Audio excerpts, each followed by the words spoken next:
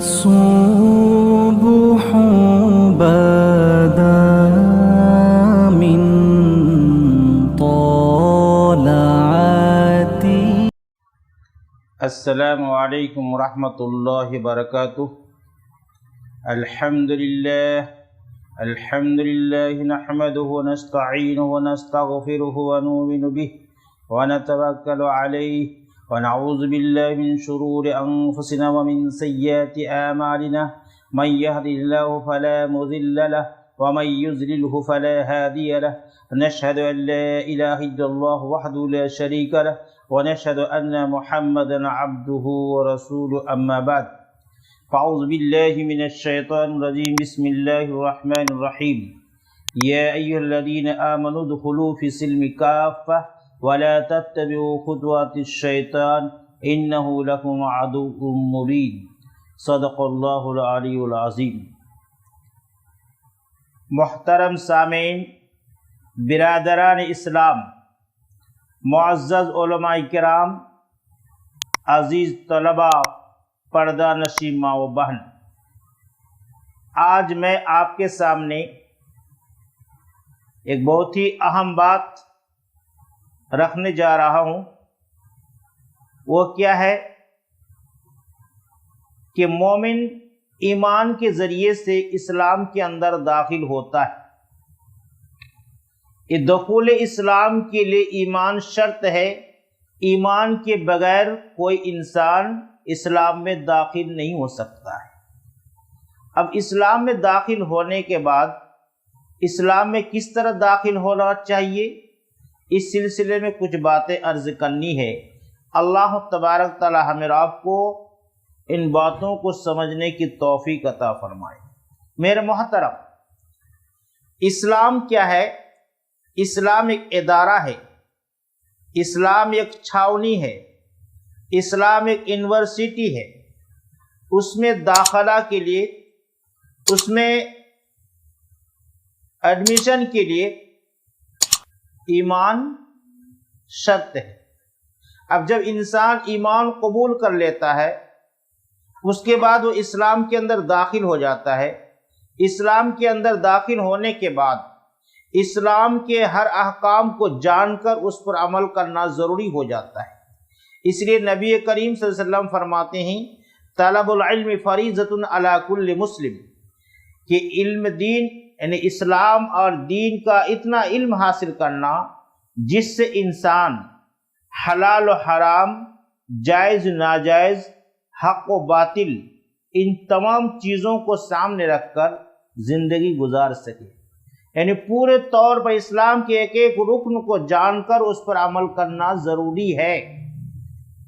تب جا کے اسلام کا فائدہ اس کو ملے گا اور وہ اللہ کا مقرب بندہ بنے گا. اللہ تعالیٰ خوش ہو کر اس کو جنت میں داخل کرائے گا. اگر ایسا نہیں ہوا بلکہ اسلام میں داخل ہوا ہے، اسلام کے کچھ اصول و قانون کو مانتا ہے اور کچھ اصول و قانون کو اگر نہیں مانے گا تو اس کا حشر کیا ہوگا؟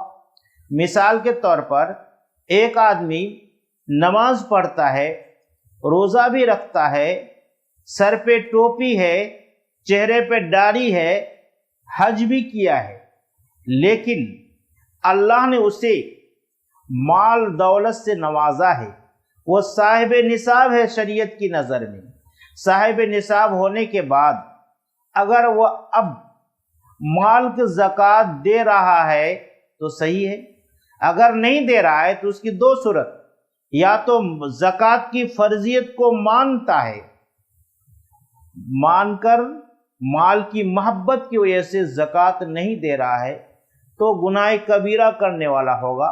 جس طریقے سے مسلمان ایک مسلمان کو بلا کسی جرم کے قتل کر دے، جس طرح قتل کرنا ایک گناہ کبیرہ ہے، وہی سے صاحب مال یعنی مالدار آدمی زکوٰۃ فرض ہونے کے باوجود اگر زکوٰۃ نہیں دیتا ہے وہ بھی گناہ کبیرہ کے مرتکب ہے. اب رہی بات اگر کوئی زکوٰۃ کے نعوذ باللہ انکار کرے، زکوٰۃ کے فرضیت کا انکار کرے، یہ کہے کہ میں مال خود کمایا ہوں، مال محنت و مشقت سے حاصل کیا ہوں، مال میرا ہے، زکوٰۃ کوئی چیز نہیں ہے، اس طرح اگر کسی کا عقیدہ اور خیال ہو، چاہے وہ نمازی ہو، چاہے وہ حاجی ہو، چاہے اس کے سر پہ ٹوپی ہو، چہرے پہ داڑھی ہو، اسلام کے ایک رکن کے انکار کرنے کی وجہ سے وہ اسلام سے خارج ہو جائے گا۔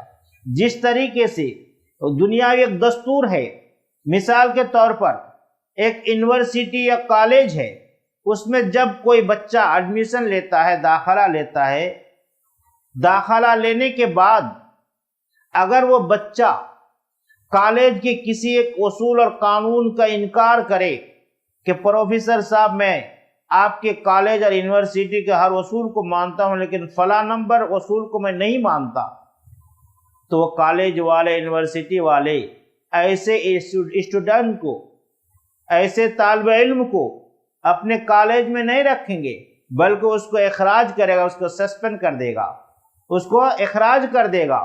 اسی طریقے سے جس طرح سے کالج کے پروفیسر کسی لڑکے کے ایک اصول کے نہ ماننے کی وجہ سے اس کو اپنے اسکول سے اخراج کر دیتا ہے، اسی طریقے سے شریعت کا بھی ایسا حکم ہے۔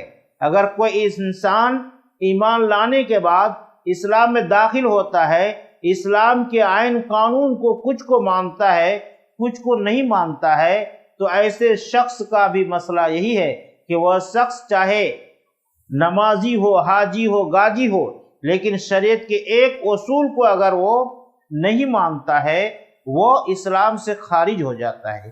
اس لیے ایمان لانے کے بعد اسلام کے مکمل اصول کو جان کر اس پر عمل کرنا ہمارے لیے ضروری ہے۔ اگر ہم ایسا کریں گے تو اسلام کے جو فائدہ ہے، اسلام کا معنی شانتی، یعنی وہ ہمیں جب حاصل ہوگا جبکہ ہم اسلام کے ہر ارکان کو مانیں گے، ورنہ ہماری مثال ایسی ہوں گی جس طرح کوئی انسان گرمی کے موسم میں ایک مچھردانی خریدتا ہے، مچھردانی خریدنے کے بعد اگر وہ مکمل طور پر اپنے آپ کو مچھردانی کے اندر لے لیتا ہے تو پھر وہ مچھر سے بچ سکے گا۔ لیکن اگر انسان مچھردانی کے اندر کچھ داخل ہو، اس کے ہاتھ پر مچھردانی سے باہر ہو، تو مچھر کے تکلیف سے وہ بچ نہیں سکتا، اس کو سکون حاصل نہیں ہوگا۔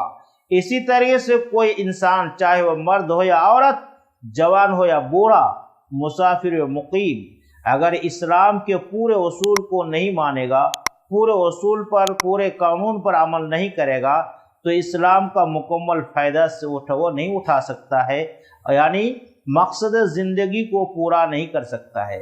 جو انسان مقصد زندگی کو پورا نہیں کرے گا، یعنی اللہ تبارک تعالیٰ جس مقصد کے لیے دنیا میں بھیجا ہے اس مقصد کو اگر وہ پورا نہیں کرے گا تو وہ انسان یہاں بھی شرمندہ ہوگا اور آخرت میں بھی شرمندہ ہوگا۔ شاعر کہتا ہے، زندگی آمد برائے بندگی، زندگی بے بندگی شرمندگی۔ انسان اگر مقصد زندگی کو نہیں اپناتا ہے، مقصد زندگی کو پہچان کر اس پر عمل نہیں کرتا ہے، وہ انسان دنیا میں بھی پریشان ہوگا، آخرت میں بھی پریشان ہوگا۔ شاعر کہتا ہے، زندگی کے اصل